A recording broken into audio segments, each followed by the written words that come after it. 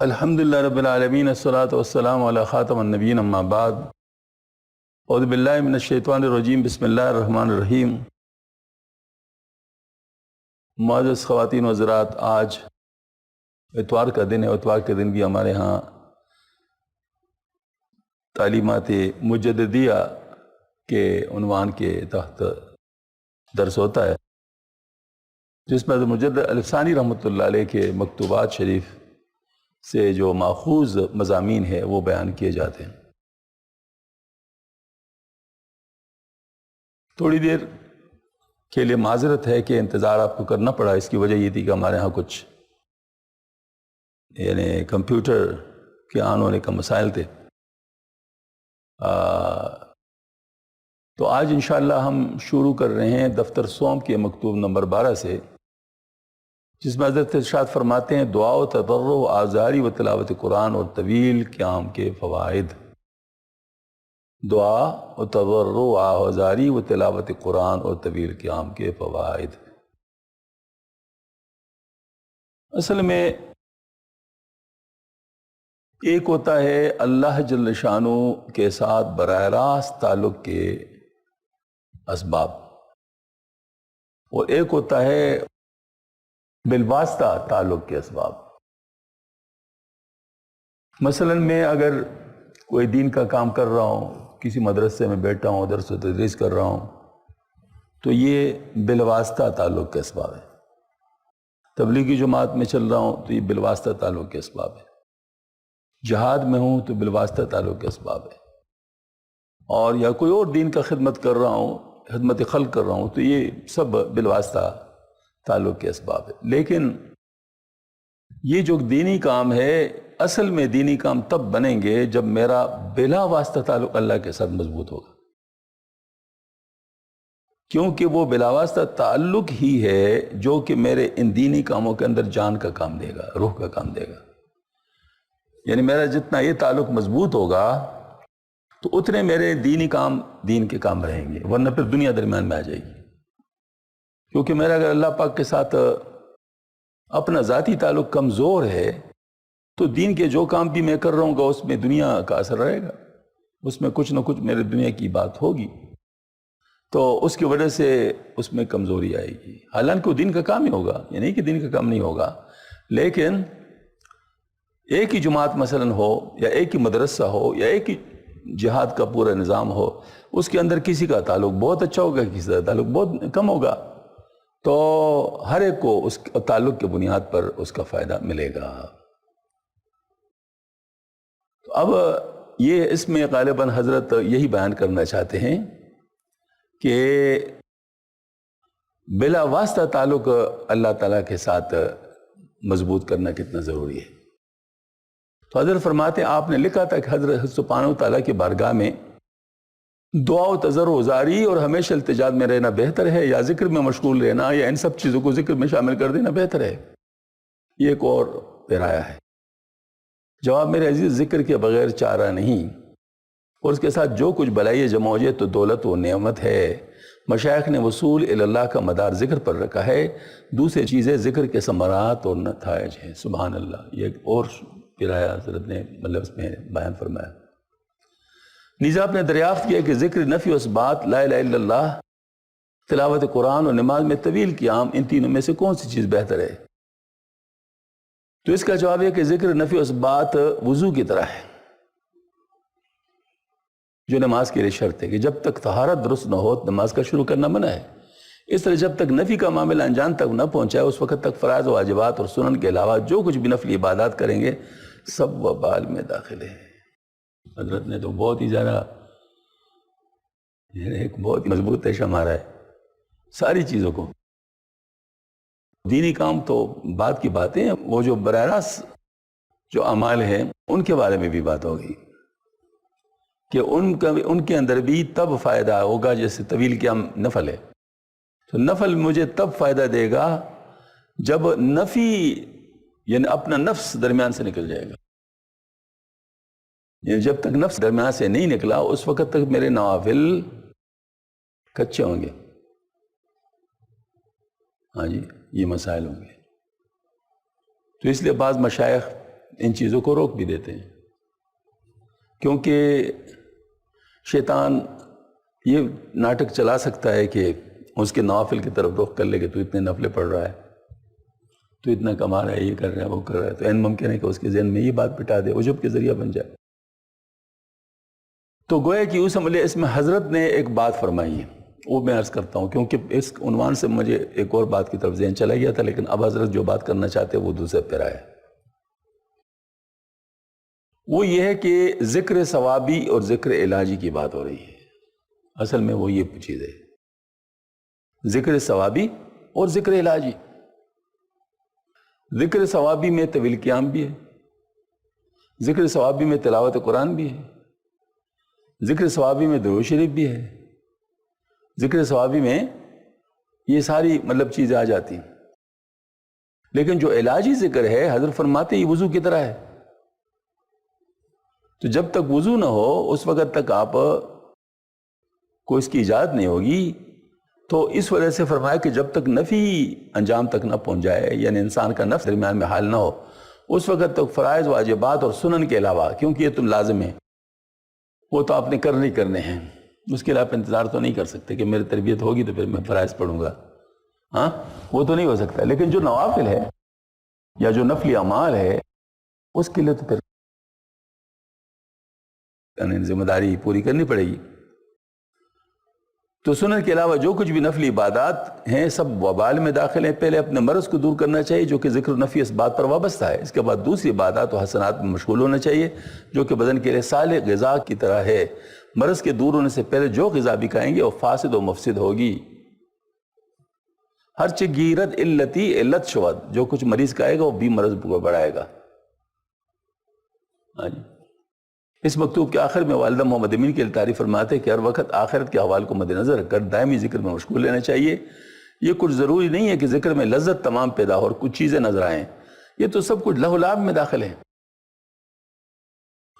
یعنی وہی کشفیات وغیرہ، یا کل بات ہوئی تھی نا حضرت تھانوی رحمۃ اللہ علیہ کی، وہی بات ہے نا کہ حضرت نے فرمایا تھا کہ اچھا آپ نے یہ چیز ذہن میں رکھا ہوا ہے کہ آپ کو کچھ اس میں ذوق و شوق حاصل ہوگا، تو آپ نے پہلے ہی غلطی کی کہ آپ نے مجھ سے بیعت کیوں کی؟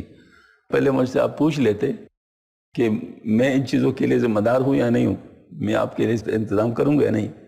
تو ہمارے ہاں ان چیزوں کا انتظام نہیں ہے، ابھی بھی اپنا رائے بدل سکتے ہیں۔ حضرت نے یہی فرمایا تھا، ذکر میں جس قدر بھی مشقت ہو بہتر ہے۔ پنج وقتی نماز ادا کر کے باقی اوقات ذکر الہی کے ساتھ معمور رکھے اور ذکر سے لذت حاصل کرنے کے پیچھے نہ پڑے، اور آپ کی خدمت کو غنیمت جان کر آپ کے رضا میں شامل ہو رہے ہیں، اور آپ کو بھی لازم ہے کہ ان کے پاس اکثر جایا کرو، بہت نرم محبت سے ان کو اپنی طرف مائل کریں اور نیکیوں کی طرف رہنمائی کرے۔ یہ اصل میں دیکھیں نا حضرت نے کتنے زبردست انداز میں اس بات کو ارشاد فرمایا کہ جو نفلی اعمال ہیں، براہ راست تعلق کو حاصل کرنے والے اعمال ہیں، ان کا بھی دار و مدار ذکر علاجی پر ہے۔ آج کل اسی چیز کو ہی نکال دیا گیا ہے کہ اس کی ضرورت نہیں ہے، اور اس کے بارے میں لوگ غفلت کی طرف مائل ہیں اور سمجھتے ہیں کہ ان چیزوں کی کیا ضرورت ہے۔ ہاں جی، مجھے خواتین کچھ کبھی کبھی فون کر لیتی ہیں یا ٹیکسٹ بھیج لیتی ہیں کہ حضرت وہ 30 کلمہ درود شریف استغفار یہ تو باقاعدگی سے ہو رہا ہے، لیکن مراقبہ مجھ سے نہیں ہو رہا۔ تو میں ان سے کہتا ہوں کہ کیوں ہوگا؟ آخر شیطان آپ کو کیوں چھوڑے گا اس کے لیے اتنا آسانی سے؟ کیونکہ اس کو پتہ ہے کہ آپ شیطان کے چنگل سے اس کے ذریعے سے بچیں گے، تو اس نے سارا زور تو اس پہ لگانا ہے کہ یہ آپ نہ کرے، باقی کام آپ قرآن پاک کی تلاوت بے شک کر لے، بہت دن میں 2 ختم کر لے، ہاں جی 1,00,000 مرتبہ لا الہ الا اللہ محمد رسول اللہ پڑھ لیں، درود شریف۔ اس کا شیطان کو طریقہ آتا ہے ضائع کرنے کا، آپ کے دل میں وہ جب ڈال لے گا کہ میں نے اتنا ذکر کر لیا، میں نے اتنا یہ کر دی، میں نے کہا بس چلو سارا کچھ آگے پیچھے ہو گیا اس کے لیے۔ یہ جو ذکر الہی ہے اس سے آپ کو روکے گا، جس سے آپ کا تعلق اللہ کے ساتھ بنتا ہے، یعنی کوئی ایک صفائی ہوتی ہے، صفائی ہوتی ہے۔ حضرت نے اس میں ایک اور بات بھی فرمائی ذکر نفی و اثبات. نفی و اثبات کا ذکر کیا ہے؟ نفی و اثبات کے ذکر پہ حضرت کے کئی مکتوبات شریف ہیں. نفی و اثبات سے مراد یہ ہے کہ نفس کے شر کو اپنے آپ سے دور کرنا، دنیا کی محبت کو دل سے نکالنا، یہ لا الہ ہے، یہ نفی کہلاتا ہے. اور الا اللہ، اللہ تعالیٰ کے تعلق کو حاصل کرنا اور تقوی پیدا کرنا، یہ الا اللہ ہے. ہاں جی. تو اب ظاہر بنیادی چیز تو یہی ہے. دو چیزیں تو ہے نا، یہ دو کی جوڑیاں ہیں. جیسے نور و ظلمت کی جوڑی ہے، اس طرح فجور و تقوی کی جوڑی ہے. ہاں جی. تو یہی مطلب ہے کہ آپ فجور کو ختم کر لیں اور تقوی کو پیدا کر لیں، ظلمت کو دور کر لیں، نور کو پیدا کر لیں. ظلمت کو لا الہ سے دور کیا جاتا ہے اور اللہ کے ساتھ نور کو لایا جاتا ہے. ہاں جی، یہ چیز ہے. تو یہ اصل میں بنیادی بات تھی جو حضرت نے فرمایا. سبق کا تکرار.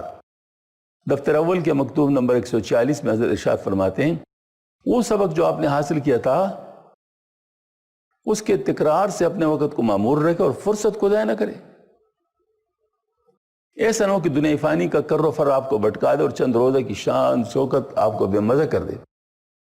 ہما اندر زمن بت اینست کہ تو تفلے وہ خانہ رنگی دس. او ہو. ہما اندر زمن بتو اینست کہ تو تفلے و خانہ رنگی نست.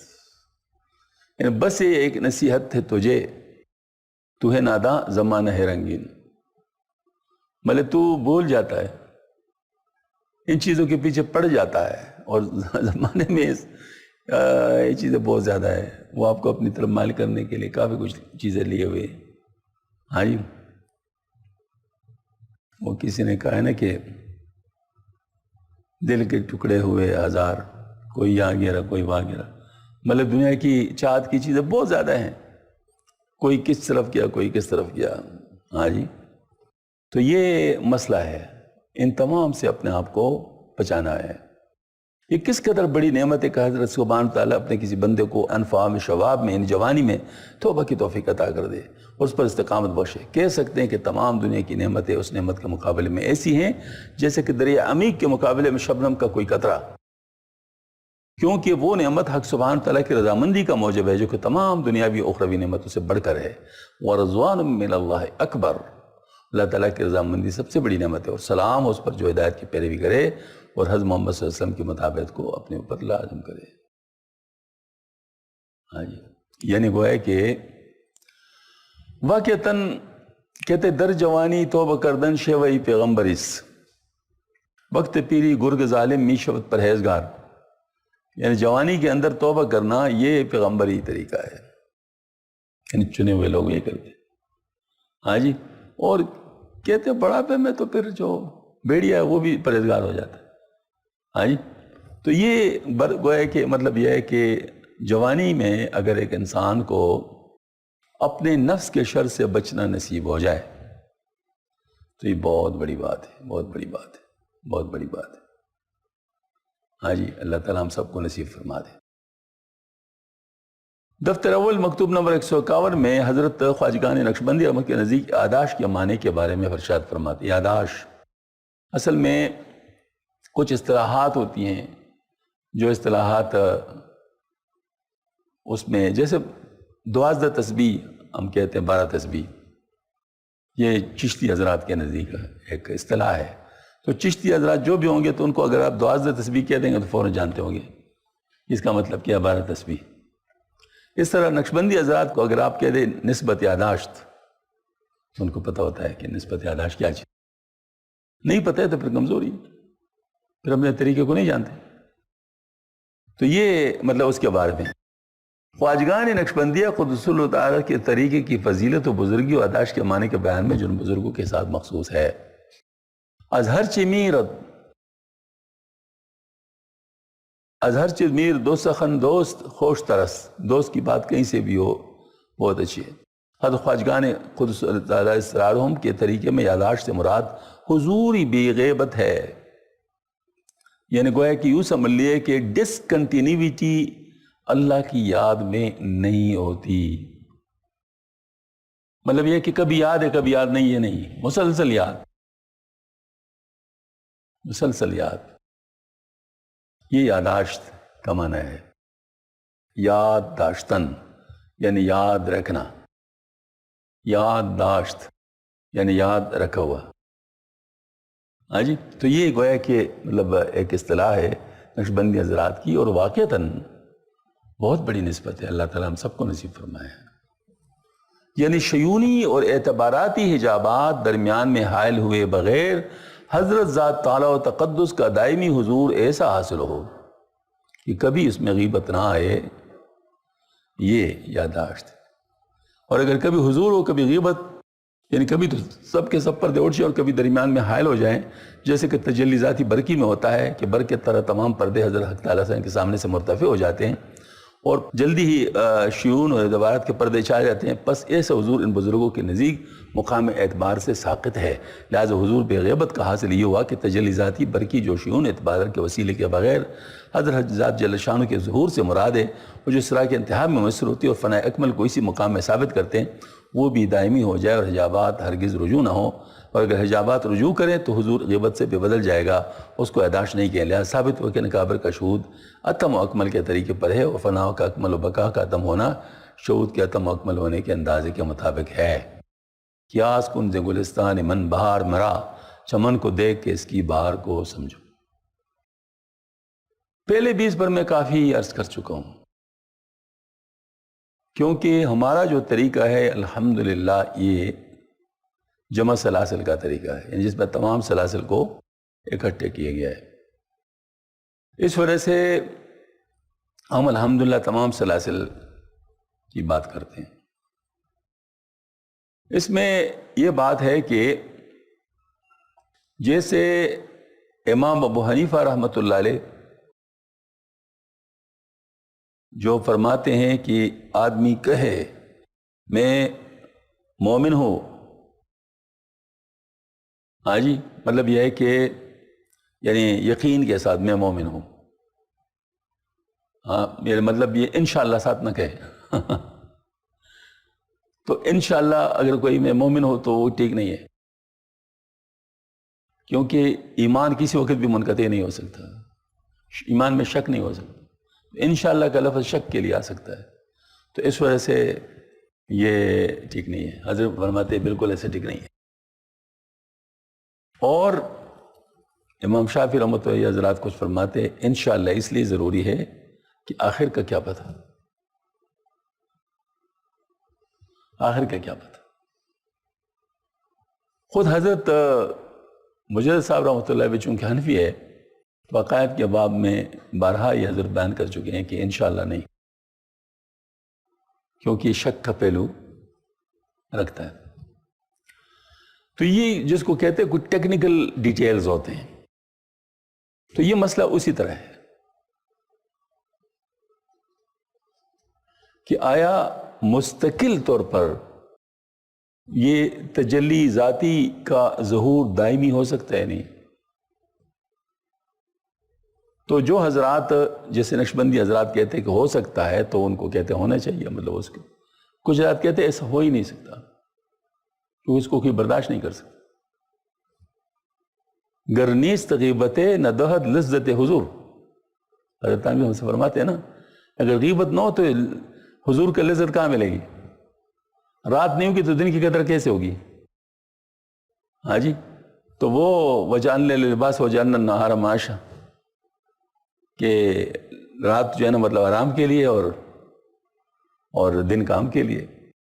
اس وجہ سے پریکٹیکلی جو ہے نا وہ ایسا ہو جاتا ہے کہ کبھی استطار ہوتا ہے، کبھی ظہور ہوتا ہے، کبھی حضور ہوتا ہے۔ تو یہ مسئلہ اختلافی ہے اس قسم کا، جیسے میں نے آپ کو بتایا حنفی شافعی کا اختلاف ہے، یہ اختلاف اس قسم کا ہے۔ تو اس میں ہم نہیں پڑھتے ہیں ہم اس لیے نہیں پڑھتے کہ ہمارے دونوں ٹھیک ہے، کیونکہ صرف تشریح کا فرق ہے نا، تشریح کا فرق ہے۔ تو اگر کسی کو دائمی ہو جائے تو سبحان اللہ، کس نے روکا ہے؟ لیکن بہرحال احوال تو تبدیل ہوتے رہتے، کبھی کیسے ہو کبھی کیسے۔ ہاں جی، تو یہ مطلب اس میں ہوتا ہے کہ واقعتاً مکمل حضور جو ہے یہ برداشت نہیں کر سکتا آدمی. ہاں جی. تو اللہ جل شانہ کی طرف سے پھر انتظام ہوتا ہے کہ کسی کو کتنا رکھتے کسی کو کتنا رکھتے. ہاں جی. لیکن بہرحال چونکہ نقشبندی حضرات کے اپنے تجربات ہیں تو وہ اس قسم کی بات ارشاد فرماتے ہیں، تو اس پر ہم مزید بات نہیں کرنا چاہتے. دفتر اول کے مکتوب نمبر 187 میں مرید کے لیے رابطہ ذکر سے زیادہ مفید ہے کے بارے میں ارشاد فرماتے ہیں، جاننا چاہیے کہ مرید کو تکلف اور بناوٹ کے بغیر اپنے شیخ کے ساتھ رابطہ حاصل ہونا پیر و مرید کے درمیان اس کامل مناسبت کی علامت ہے جو افاد و استفادہ، فائدہ پہنچانے اور فائدہ حاصل کرنے کا سبب ہے، اور وصول اللہ کے لیے رابطہ سے زیادہ اقرب ترین طریقہ کوئی نہیں. دیکھیں کس دولت مند کو اس سعادت سے بہرمند کرتے. حضرت خواجہ حرار کو دستور تعلیم فقرات میں تحریر فرماتے ہیں، سائے رہبر بحث از ذکر حق، صحبت شیخ ذکر سے بہتر. یعنی اس کو بہتر کہنا نفع کے اعتبار سے، یعنی رہبر کا سایہ مرید کے لیے ذکر کرنے سے زیادہ فائدہ مند ہے، کیونکہ ابتداء میں مرید کو ابھی مذکور حق جل شانہ کے ساتھ کامل مناسبت حاصل نہیں ہوتی کہ جس سے وہ ذکر کے طریق سے پورا نفع حاصل کر سکے. والسلام اولا آخر. کیوں خیال ہے بچہ جس کو ہم انفینٹ کہتے ہیں، دودھ پینے والا بچہ، اس کو آپ روٹی کھلا سکتے ہیں؟ اس وقت وہ کیا کرے گا؟ جب دودھ ہی پیے گا دودھ پر ہی چلے گا. ہاں، اسی دودھ کے ذریعے سے اس کو اتنی قوت حاصل ہو جائیں گی، اتنا جب بڑھ جائے گا اپنے وقت پہ کہ پھر روٹی بھی کھا سکے گا. تو ابتداء میں یہی والی بات ہوتی ہے کہ اپنے شیخ کے اوپر زیادہ ڈیپینڈنٹ ہوتا ہے، ان کی صحبت سے زیادہ فائدہ ہوتا ہے. مطلب یہ ہے کہ دور کی وجہ سے ان کو یہ چیز چونکہ صحبت کا حاصل نہیں ہوتا تو معمولات کا اثر ان کو ہوتا ہے، ان کا فائدہ ہوتا ہے، لیکن وہ معمولات کا فائدہ تب یوں کہہ سکتے ہیں کہ وہ زیادہ حاصل کرے گا جب پہلے اس نے صحبت اٹھائی ہوگی.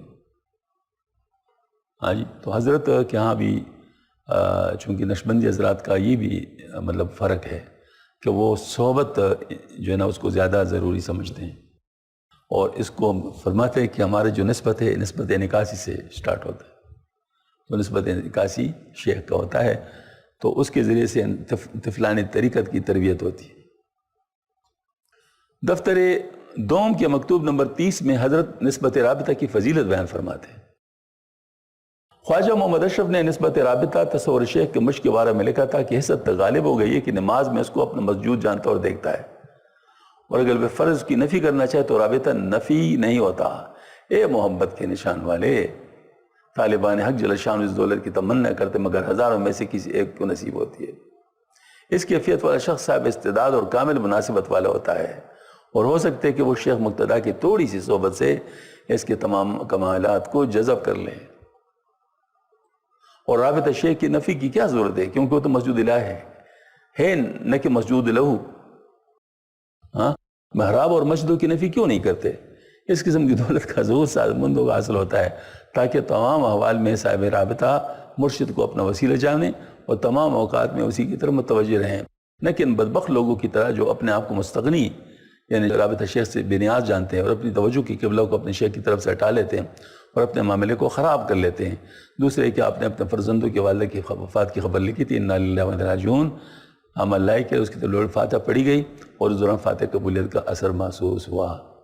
مولوی حاجی محمد نظار کے تقریباً 2 ماہ گزرے کہ ذکر مشغولی میں کچھ سستی و خرابی واقع ہو گئی، اور وہ ذوق و حلاوت جو پہلا اثر اب نہیں رہا ہے محبت کے نشان میں. اگر 2 چیزوں میں فطور نہیں آیا تو پھر کچھ غم نہیں. ایک ان میں سے کہ صاحب شریعت علیہ السلام کے مطابق، اور دوسرے اپنے شیخ کے ساتھ محبت اخلاص. ان دونوں چیزوں کے ہوتے ہوئے اگر ہزاروں ظلمتیں و قدورتیں طاری ہو جائیں تو کوئی مذائقہ نہیں انجام کے اعتبار سے، کیونکہ اللہ تعالیٰ اس کو ضائع نہیں ہونے دے گا. اور اگر نعوذ باللہ ان دونوں میں سے کسی ایک میں بھی نقصان پہ تو پھر خرابی ہی خرابی ہے. اگرچہ حضور جمیت ہی حاصل ہو، کیونکہ استدراج ہے جس کا انجام خرابی ہے، حق سبحانہ تعالیٰ سے بڑی عاجز گزاری کے ساتھ ان دونوں پر ثابت قدمی استقامت طلب کرتے ہیں، کیونکہ یہ دونوں امر اصل مقصود اور نجات کا ہے۔ یہ بہت اہم مکتوب شریف ہے، اور میرے خیال میں اگر آج سارا بیان صرف اسی پہ ہو تو بھی غلط نہیں ہوگا، کیونکہ یہ بہت اہم چیز ہے، اور اس کے اندر غلطی کا امکان بھی بہت زیادہ ہے۔ اگر اچھی سمجھنا ہے تو اس میں غلطی کا امکان بھی بہت ہے۔ سب سے پہلے رابطہ کہتے ہیں کس کو، یہ بھی اصطلاح ہے نقشبند حضرات کی، اور وہ شیخ کا تصور ہے۔ رابطہ کا مطلب کیا ہے؟ تصور شیخ کا تصور۔ شیخ کا تصور اتنا چاہ جائے کہ اس کو ہر وقت یہ حاصل ہو کسی کو، تو حضرت فرماتے ہیں اس کی جو ہے نا وہ لوگ تمنا کرتے ہیں لیکن نہیں ملا کرتے، اور جس کو مل جائے تو وہ جلدی اس کی ترقی ہوتی ہے، میں نے یہ فرمایا۔ اب دیکھ لیں حضرت جلالی انداز میں بھی کچھ بات فرما رہے ہیں۔ فرماتے ہیں کہ شیخ جو ہوتا ہے یہ تو اللہ تعالیٰ کی طرف کروانے والا ہوتا ہے، یہ نہیں کہ اللہ کے لیے حجاب ہوتا ہے۔ اور اگر آپ کہتے ہیں کہ میں شیخ کی طرف سجدہ کر رہا ہوں تو خدا کے بندے کبھی آپ نے سوچا ہے کہ میں ممبر کی طرف سجدہ کر رہا ہوں یا دیوار کی طرف سجدہ کر رہا ہوں؟ کبھی سوچا ہے؟ تو جیسے کبھی آپ نے وہ نہیں سوچا تو یہ کیوں سوچتے ہو؟ کیونکہ دیکھو نا، آپ اللہ کے لیے سجدہ کر رہے ہیں، سامنے آپ کا مثال کے طور پر دیوار ہے، دیوار کے لیے توڑے کر رہے ہیں آپ دیوار کو تو سجدہ نہیں کر رہے، آپ کا جو تصور ہے وہ تو اللہ تعالیٰ کی طرف ہے، آپ تو اللہ تعالیٰ کو سجدہ کر رہے ہیں۔ ہاں البتہ اگر آپ نے کوئی قبلہ کے لیے نشان رکھا ہوا ہے تو اس نشان کی طرف آپ کر رہے ہیں، تو بنیاد طور پر تو آپ اللہ کے لیے کر رہے ہیں، وہ نشان کو تو سجدہ نہیں کر رہے ہیں، نشان کو تو اگر وہی نشان آپ کا شیخ ہو تو وہ اس میں نہیں آئے گا۔ تو یہ حضرت نے کہا کہ یوں مطلب اس بات کی ہے کہ ہم لوگوں کو چونکہ سب کچھ شیخ کے ذریعے سے ملتا ہے، لہذا شیخ کی طرف ہمارا قلبی تعلق جتنا زیادہ سے زیادہ تصور میں ہوگا اتنا زیادہ سے زیادہ فائدہ حاصل ہوگا۔ حضرت یہ فرمانا چاہتے ہیں، یہ والی بات۔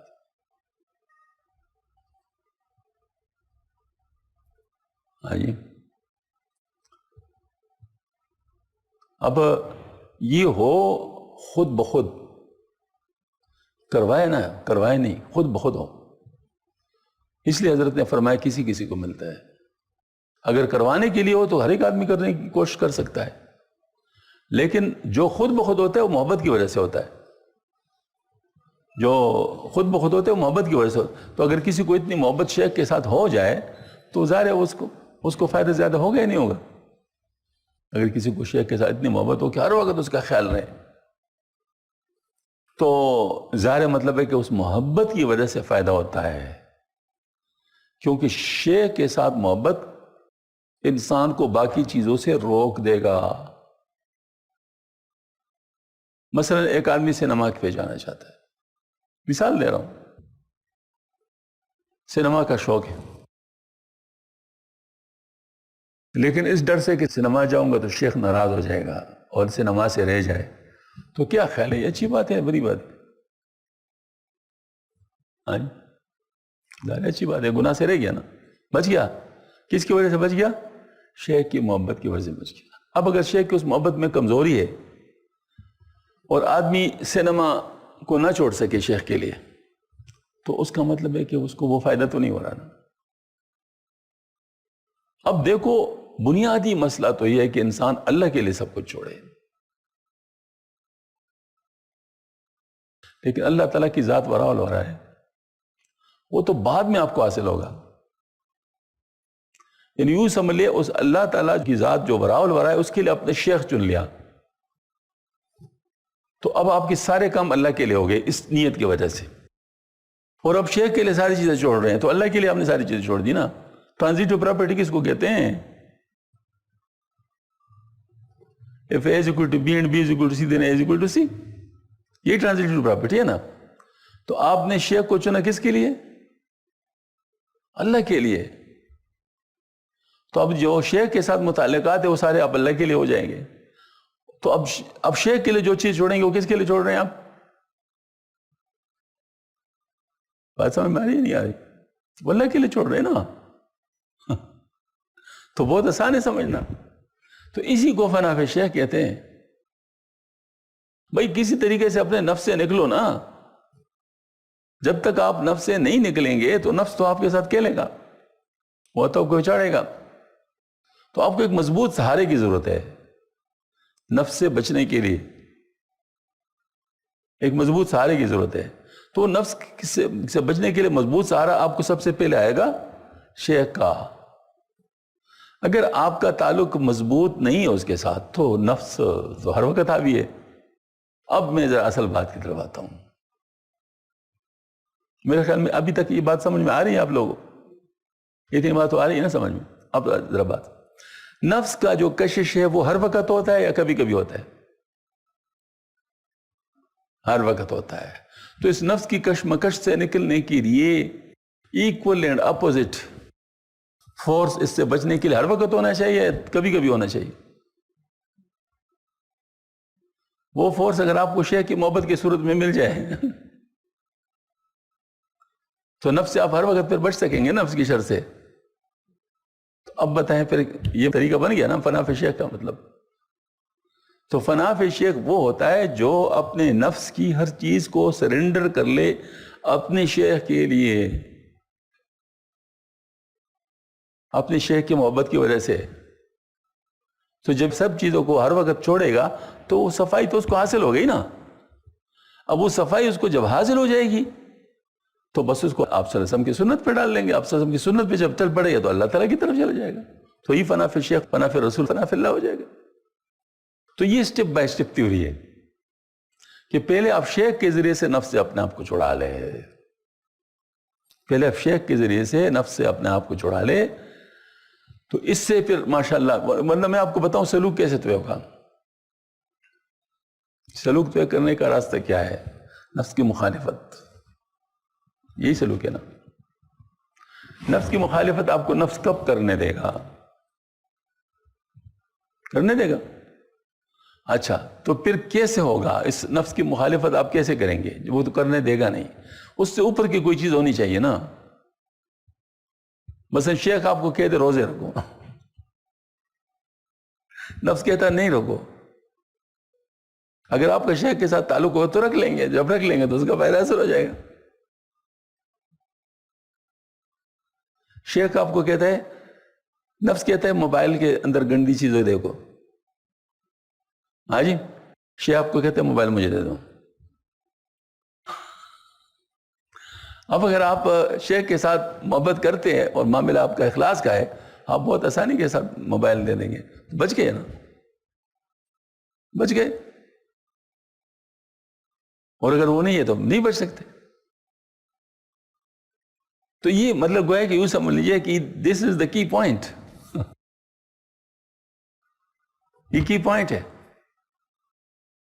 اس کے بغیر چھٹکارا نہیں ہو سکتا. بلکہ وہ کہہ سکتے ہیں کہ تصوف کے اندر مقصود اللہ تعالی کا تعلق و رضا ہے, جس کے لیے شریعت کا اتباع ہے صحیح عقیدے کے ساتھ. اور اس چیز کو حاصل کرنے کے لیے, یہ شریعت کے اتباع کو صحیح عقیدے کے ساتھ حاصل کرنے کے لیے جو سب سے بڑا ذریعہ ہے وہ شیخ ہے. اس لیے فرمایا ذکر سے بھی زیادہ شیخ کی صحبت بہتر ہے. سمجھ میں آ گئی؟ کیونکہ ٹاپ ذریعہ وہی ہے نا. ذکر تو وہ بتائے گا. اگر ذکر خود اس سے بہتر ہوتا تو شیخ کی ضرورت ہی کیا آتی؟ پھر ذکر ہی کرتے ہیں نا صرف. ہاں جی, یہ ساری باتیں ٹیکنیکل ہے اور ٹیکنیکلی ان کو انڈرسٹینڈ کرنا ہوتا ہے. خیر, تو حضرت نے ماشاءاللہ یہ بات فرما دی. آگے جا کر ایک اور بات ارشاد فرما رہے ہیں کہ اصل چیز کیا ہے. وہ ہے شریعت کے اتباع اور شیخ کے ساتھ محبت اخلاص. شریعت کے اتباع اگر آپ کا قائم ہے اور شیخ کے ساتھ آپ کو محبت اخلاص ہے، فرمائے وہ جتنے بھی قدورتیں اور ظلمتیں عارضی ہیں ختم ہو جائیں گی. رستہ موجود ہے، لہذا ختم ہو جائیں گی. اور اگر یہ نہیں ہے تو بے شک آپ کو بظاہر بہت ساری چیزیں حاصل ہو، انوارات اور تجلیات اور اس قسم کی، یہ سب فرمائے یہ استدراج کی صورتیں ہیں، یہ آپ کو شیخ سے ہٹانے کے لیے ہیں.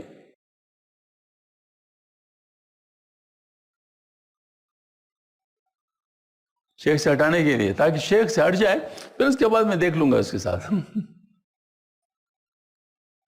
پھر میں دیکھ لوں گا، اس کے لیے پھر کوئی مشکل نہیں ہے. ایک صاحب کشف تھے ہمارے ساتھ حج پہ تھے، یہ خود واقعہ بیان کر رہے ہیں، اس میں میں ذمہ دار نہیں ہوں، جو اس نے کہا ہے وہ بتا رہا ہوں. مجھ سے کہا کہ فلاں صاحب جا رہے ہیں عمرے پہ. ہمارا طریقہ ہوتا ہے عمروں میں، عمرے اخیر میں کرتے، اس میں فائدہ ہوتا ہے. فائدہ اس لیے ہوتا ہے کہ رش بھی کم ہو جاتا ہے اور پہلے جو جانے والے ہیں ان کو ٹائم بھی مل جاتا ہے. مثال کے طور پر جن کو واپس جانا ہے جلدی، تو اگر آپ بھی ان کے ساتھ شامل ہو جائے تو ان کے لیے رکاوٹ بن جائے گی نا. تو آپ کے پاس تو ابھی دن ہے نا، تو دن ہے نا، تو آپ آخر وقت میں کر لیں تو ان کو اپنے وقت میں ٹائم مل جائے گا، آپ کو اپنے وقت میں ٹائم مل جائے گا. تو اس میں ایک مینجمنٹ ہے. تو ہم اس بنیاد پر جو ہے مطلب عمرے جو کرتے ہیں حج کے بعد وہ آخر میں کرتے ہیں. اور اسی طرح روزہ اقدس پہ حاضری جو ہماری ہوتی ہے ریاض الجنہ میں، وہ بھی اخیر میں کرتے ہیں.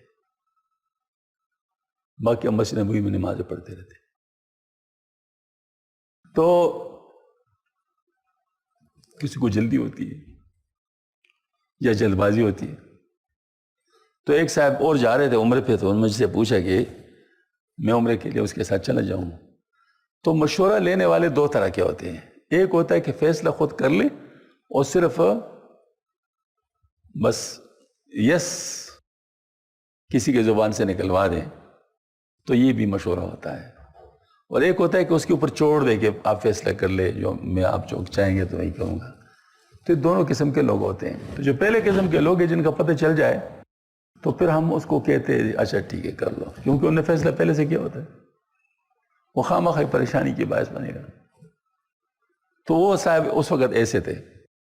تو اس نے جب مجھ سے پوچھا، میں نے کہا جاؤ، بالکل ٹھیک ہے جاؤ، کوئی بات. چلے بھی گیا، عمرہ کر لیا. جب عمرہ اس کا ہو گیا تو شام کو میں نے اسے پوچھا بھئی عمرہ ہو گیا؟ کہتے ہاں ہو گیا، لیکن میں نے صرف ایکسرسائز ہی کیا، باقی کچھ بھی نہیں ملا. میں نے صرف ایکسرسائز ہی کیا ہے. پھر اس نے اپنے کیفیات بتائی. وہ کیفیات بتانے کے بھی نہیں کہ کیسی ہیں، کیونکہ ظاہر کشفی چیزیں ہیں. لیکن بہرحال اللہ پاک نے اس پر کول دیا کہ بھائی یہ جو تو نے کیا اچھا نہیں کیا، مان کے چلتے تو فائدہ تھا، مان کے چلتے تو فائدہ تھا. تو اس نے مجھے کہا آئندہ میں ذرا بر بھی اپنے طور پہ کچھ نہیں کروں گا. میں نے توبہ کر لی. میں نے کہا ٹھیک ہے، ماشاءاللہ، بالکل اچھی بات ہے. تو یہ ایسا ہوتا ہے کہ شیطان کا کام یہ ہوتا ہے کسی طریقے سے شیخ سے ہٹا دے. اب اس سے ہٹا دے تو شیخ کی صورت میں جیسے شیطان نہیں آ سکتا خواب میں، جیسے آپ سب کی صورت میں نہیں آ سکتا، شیخ کی صورت میں بھی نہیں آ سکتا. تو ایک رکاوٹ ہے شیطان کے لیے، تو شیطان اس رکاوٹ کو ہٹانا چاہتا ہے، کیونکہ جب اس سے تعلق نہیں ہوگا، کٹ جائے گا، تو پھر میری مرضی ہے، میں اس کے ساتھ جو بھی کروں تو پھر اس کے ہاتھ میں چلا جاتا ہے. اس وجہ سے فرمائی یہ استدراج کی صورت ہے. اس وقت جو انوارات ہیں، اس وقت جو چیزیں ہیں، تجلیات ہیں، وہ سب استدراج کی صورت ہے. ڈیل مل رہا ہے اس کو، اصل چیز نہیں ہے.